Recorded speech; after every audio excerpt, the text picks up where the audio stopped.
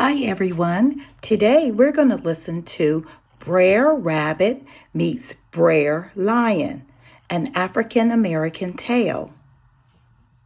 Brer Rabbit meets Brer Lion. Brer Rabbit may not have been the biggest animal around, but many thought he was the smartest.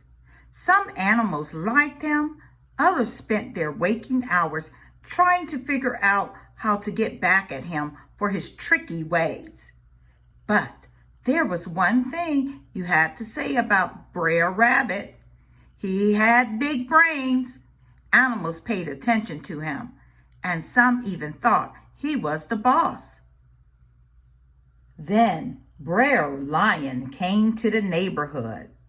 Now, Brer Lion was so big and so loud and so mean that all of the animals just naturally listened to him right away. But that wasn't good enough for Brer Lion.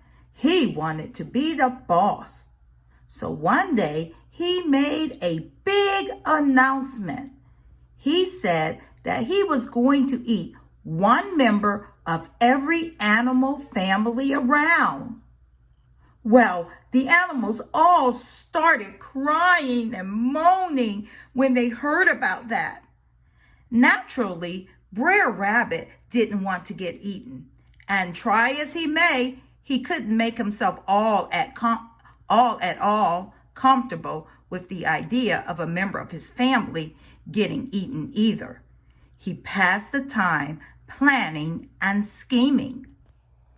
When it came time for Brer Lion to eat a rabbit, Brer Rabbit decided to have a talk with Brer Lion. Anything beat sitting around and waiting.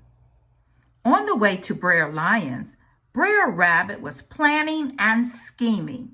When he came to the river, he bent over to see his reflection in the water. He put a little mud on his face and messed up his hair. He undid his buttons and then buttoned them up the wrong way. Then he sucked in his tummy to make himself look even skinnier than he was, and he went on his way. He rang Brer Lion's bell. When Brer Lion came to the door, he looked at Brer Rabbit up, down, and sideways. "There's not a lot that looks worth eating on you," Brer Lion said at last. "Maybe so," replied Brer Rabbit. "I sure wish I could be a better meal for you, Brer Lion. I know I'm not fat, and I have fleas on me, and it's been a year since I had a bath, so maybe I smell a little bit. But I'm here to be eaten, so let's get on with it." Brer Lion looked at Brer Rabbit and shook his head in disgust.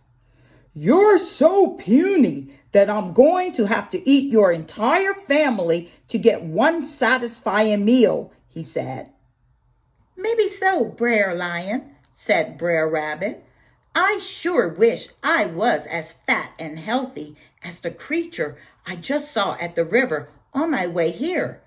I said to myself, I wish I was that juicy so Brer Lion could have a feast on me." "What creature is that, Brer Rabbit?" said Brer Lion.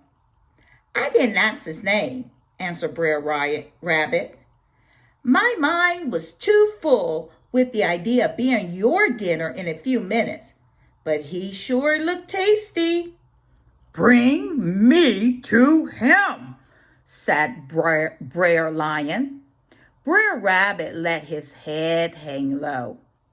"That creature is too big and fierce looking, Brer Lion. I'm afraid of what might happen to you if you were to meet up with him."